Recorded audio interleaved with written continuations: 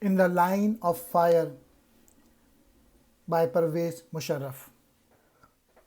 All the 8,000 copies of the English version were sold out in India during the initial stage of the launch. The Indian distributor has ordered another 4,000 copies to meet the demand, according to the news report. Copies sold in India outnumbered the copies sold in Pakistan. A New Delhi publisher published the Hindi version of his book titled as Agnipath, The Path of Fire. This book gives a perspective on the basis of how the Pakistani government truly functions, the removal of Nawaz Sharif from power, the Kargil conflict, relations with India, anti-terror operation within Pakistan, and the murder of Daniel Pearl. As President of Pakistan, Musharraf occupied what Time magazine described as the most dangerous job in the world, playing a critical role in the war on terror and directing countless raids on Al Qaeda and the Taliban. Musharraf begins when he was about 5 years old and Pakistan was breaking away from India. Musharraf tells of his life story from the time he left India to live in what is now Pakistan, to the time he spent in Turkey, to his return to Pakistan and his rise to power. Along the way are several frightening attempts on his life. Under his tenure, the country saw prosperity it had not seen for a long time due to corrupt politicians in power before him. Musharraf wrote, "Those who are familiar with Mark Twain's works will understand when I say that I was something of a Tom Sawyer, with the difference that I went to school happily. I was only 18 when I entered the Pakistan Military Academy in 1961. It was in the PMA that I actually started studying seriously. Fortunately, I learned that if I applied myself, I could excel. It taught me that enduring extreme hardship has more to do with mental resilience than physical stamina. My annual confidential reports were always very good, only my lack of discipline held me back. My theory was to keep busy and active to overcome the feelings of isolation and loneliness." Zulfikar Ali Bhutto took control of virtually all the nation's industries: steel, chemicals, cement, shipping, banking, insurance, engineering, gas and power distribution, and even small industries like flour milling, cotton ginning, and rice husking, as well as the private school and colleges, the start of the destruction of our educational system. Zulfikar Ali Bhutto was really a fascist, using the most progressive rhetoric to promote regressive ends, the first of which was to stay in power forever.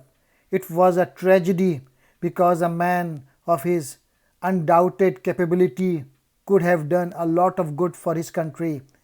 But the time his regime ended, I had come to the conclusion that Bhutto was the worst thing that had yet happened to Pakistan.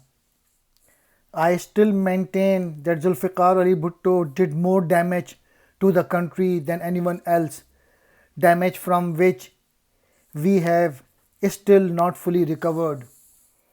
Among other things, he was the first to try to appease the religious right.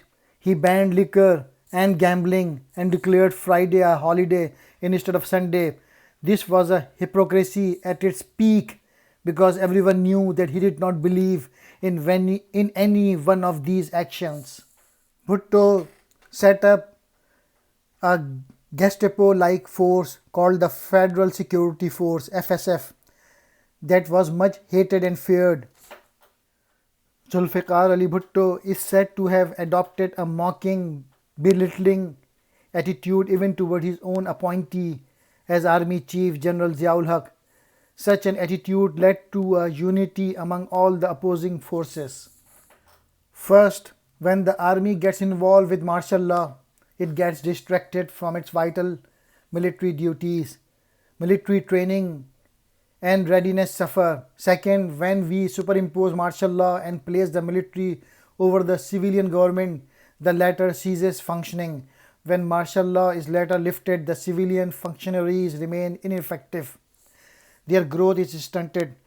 Last, I learned that whatever the law, civil or military, the poor are always victim of oppression. President Zia in the 1980s completed what Bhutto had started in the dying phase of his regime, the total appeasement of the religious lobby. Zia did not have a political base or lobby. By hanging Bhutto, he turned Bhutto into a martyr and his political party, the PPP, into a greater force. The four changes of Prime Minister involved two cycles of alteration between Benazir Bhutto and Nawaz Sharif. Never in the history of Pakistan had we seen such a combination of the worst kind of government, or rather a nearly lack of governance, along with corruption and the plunder of national wealth. I was army chief for only a year before the army had to react against Nawaz Sharif. My working relationship with him was perfectly good in the beginning, with some minor disagreements over the sacking of two major generals, the appointments of two lieutenant generals, and his request to me to court-martial a journalist for treason.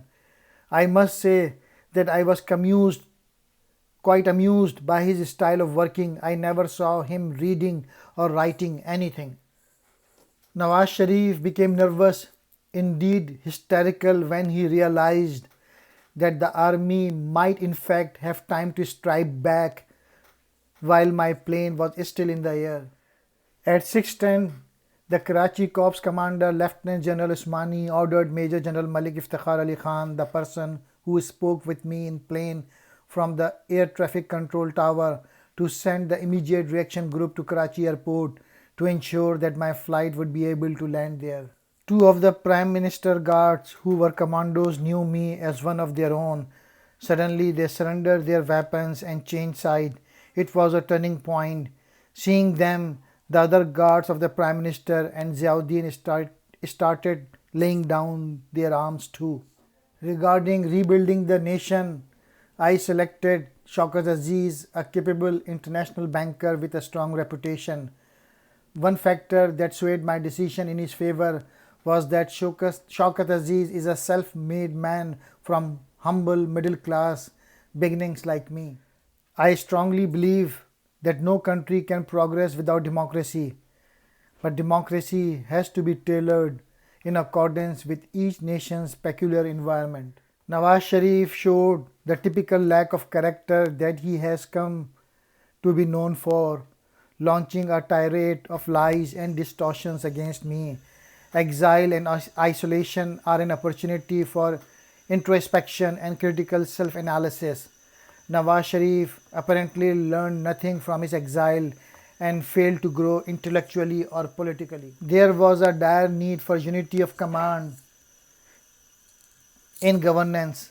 By that, I imply a single authority over the three important organs of government: the bureaucracy, the political system, and the military. With the help of my advisors, I realized early on what we had to avoid quick fixes and make some very tough decisions. Foreign exchange reserves have risen from 300 million to 12.5 billion. Exports are hitting 17 billion for 2006, whereas they were only 7.8 billion in 1999. Regarding war on terror, Musharraf wrote, "This was a ruthless analysis which I made for the sake of my country.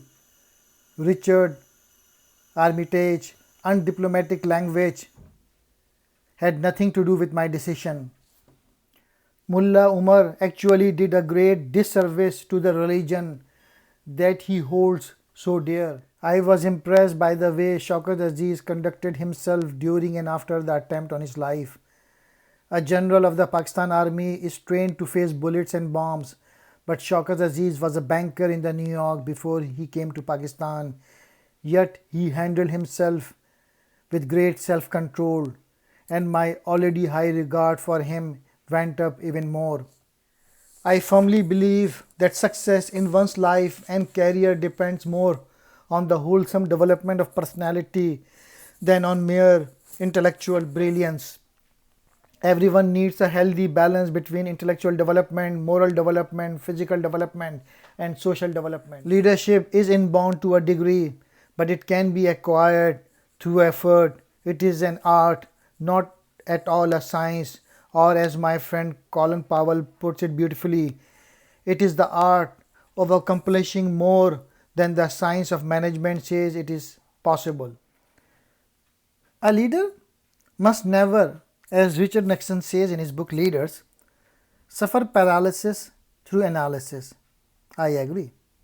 Napoleon said that two-thirds of decision making is based on study, analysis, calculation, facts, and figure, but the other third is always a leap in the dark based on one's gut. Anyone who increases that one third is too impulsive. Anyone who increases the two-thirds lacks decisiveness and is no leader. I agree with this too. Of course, it goes without saying that the leader must make the right decisions most of the time. No policy is ever 100% successful or perfect. I have come to the conclusion that while pushing for optimum results, you should accept partial success as long as you are moving in the right direction. A glass at least half full is a good thing. You can always add to it.